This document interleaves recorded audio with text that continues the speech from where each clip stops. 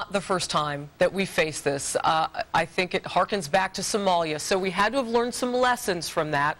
What did we learn? What should we be trying to tactically put together on the ground in Afghanistan right now? Well, the first thing we've learned is that the use of human shields, again, Harris, is not new, and it makes the engagement that much more difficult, but it doesn't make it impossible. We're not going to turn away because of this tactic that the Taliban is using on the ground.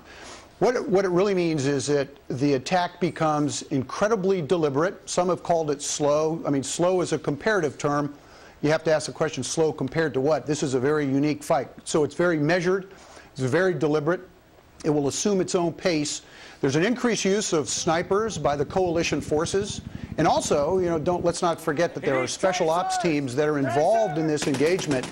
They were probably in early. They are in very key positions, and they are engaging those Taliban fighters, those insurgents that are poking their heads up and are trying to engage our forces behind these human shields.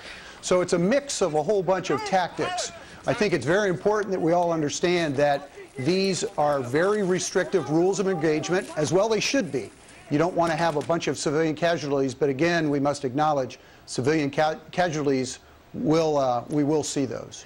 As you're describing what it's like, I kind of want to get in everybody's mind's eye. You've got women and children now in the mix. What are some of the things specifically that can be done to help win this? For instance, I was reading about fighting at night more. Oh, absolutely. I mean, what you see on the news and what the viewing media understands is the pictures of the engagements that are taking place in daylight. The Marines fight 24/7, just like the special ops guys. And the military forces, the U.S. military forces, own the night. They have enhanced capabilities that turn darkness into daylight. Our enemies, in many cases, don't have those. We have to assume that some of these fighters probably do.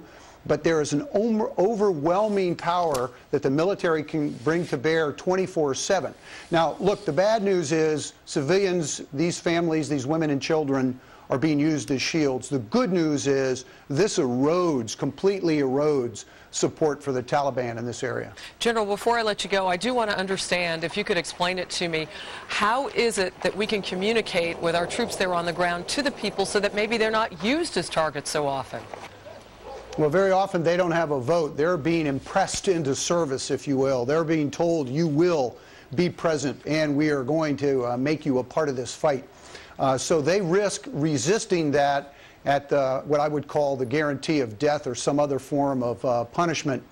But the fact that the U.S. forces and the Afghan forces, more importantly, are in Marja right now, have raised the Afghan national flag, that sends an incredibly powerful message.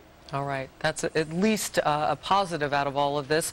Major General James Spider Marks, thank you for your perspective on this. We appreciate it.